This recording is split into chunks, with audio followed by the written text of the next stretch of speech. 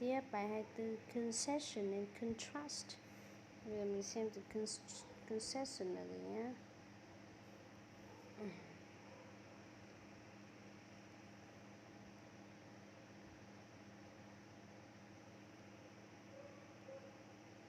Nhân nhượng. Concession. Và contrast là sự đối nghịch. Concession means accepting one part of the idea. Chấp nhận một cái phần của một cái ý kiến nào đó, nhưng mà putting another, thêm hoặc more important argument and the fact against it. Tức là nhưng mà mình cũng thêm nhiều những cái quan điểm khác. Although they were poor, they were independent. Mặc dù họ buồn, họ nghèo nhưng họ độc lập. He is a bit stupid, very kind, never. Tuy nhiên anh ấy rất là tử tế. Verbs of concession. Now, I acknowledge and accept that he has worked hard, but it is not enough. Thừa nhận, acknowledge, accept, chấp nhận, thừa nhận, công nhận. I agree, but accept is not formal than acknowledge. Admit I was wrong, but I still think we're right to doubt her. Tôi thừa nhận tôi wrong, nhưng mà tôi nghĩ là chúng ta đúng khi mà nghi ngờ cô ấy. Accept I am guilty of what I'm accused of. I concede that you are right about the goal, but not the method. You have won this point. Adverbs and another phrases showing contrast. Trạng từ với những cái từ khác mà thể hiện cái ý đối lập. The first form of female. Okay, you're sorry, that's all. Wow, good, but how are you going to pay it back? You shouldn't seem so surprised. After all, I did warn you. Sau tất cả thì tôi đã cảnh báo bạn rồi. It's all very well saying that you love dog, but who take it forward if we do get one? Very well. He's boring. He's rather than cold and unfriendly, but for that he's your uncle and we shouldn't pay. Admittedly, she put a lot of effort in, but we all waited. I accepted. We body there is but or two.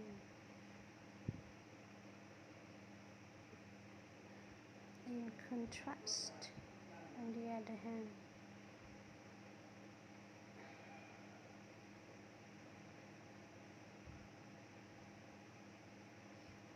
hand, thì công nhận một phần đúng, nhưng mà cũng đúng nếu mà chúng ta nhìn theo một khía cạnh khác. Nhưng mà on contrary là lại em chị nó không đúng, ngược lại, cái khác ngược lại mới đúng. When it comes to politics, in an opposite part, là em chị cái ý nghĩa trái ngược. Opposite part là hai cái cực đối ngược nhau. There's a world difference between being a friend and a lover. A world difference, thế giới khác biệt. Great divide between left and right. Yawning gap divide the rich and poor in many countries.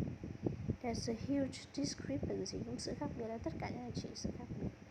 Huge discrepancy between his idea and action. Listen, you already know words like and so and to. Here's some. Thêm vô đúng không? For the job, you need the three. In addition, thêm vô này. Furthermore, moreover, what's more besides equally, like why? On top of that, okay. In addition thì kiểu như là nói hơn, nó trang trọng hơn là and also, ta dùng trong văn viết furthermore, moreover. Normally, intention có thể thay đổi được với nhau. What's more thì for more hơn. What's more thì what phẩy more thì là dùng trong văn nói, còn what is more thì nó dùng trong văn nó trang trọng hơn. Similar in meaning anyway. Okay. What's at the end of clause and sentence? Từ mà cuối câu. So charitable and so on, etc. là vân vân, còn nhiều thứ khác nữa. So on and so forth đấy, vân vân đấy. Into the bargain, to put Words that begin and come in the middle and close the sentence. Further to my later. In addition to the as well that we say apart from having bên cạnh cái việc có salary thì anh ấy cũng là private income, mình cũng có cái thu nhập cá nhân riêng. Besides apart from her many other hobbies, she restore old race car. Ngoài cái việc beside là bên cạnh, ngoài việc along with là cùng với nhiều người khác. Take referring word. Take referring would take the meaning from the selling take. For example, this sentence is isolated does not mean much. We test to look at the problem again, try to find solution. What the problem? The word problem and solutions help organize the argument of the text, but they do not cover the topic of the text. They refer something somewhere else. Solution is increasing the problem, getting worse each stage. Text it be raised lower. Oh my God, whether the war could have been avoided is a question interesting historian. Let this cat cram, that's always an interesting topic. Đây là cái gì để publishment.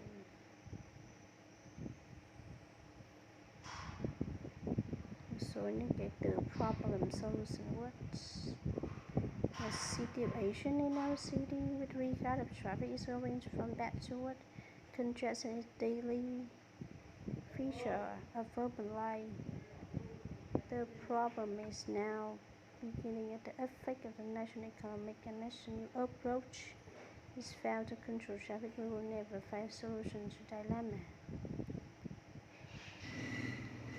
Your claim that we're doing nothing to invest in industrial is false. We invested 10 billion last year. You ignore this fact, but the investment has all gone to service the industry. The real point is that we need to invest in our manufacturing industry. That argument is outdated in the modern technological society. Our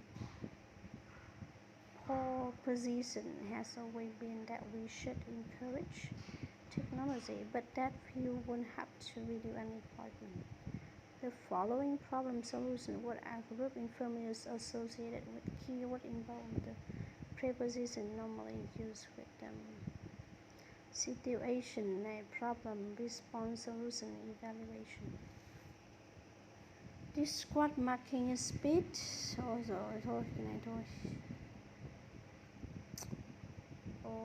Firstly, speak together. Wow, right, okay. Now then, 5 red.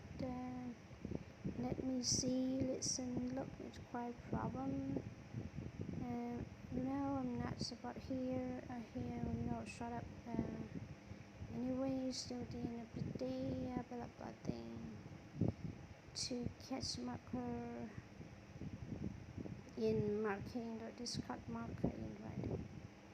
First of all, we must consider next.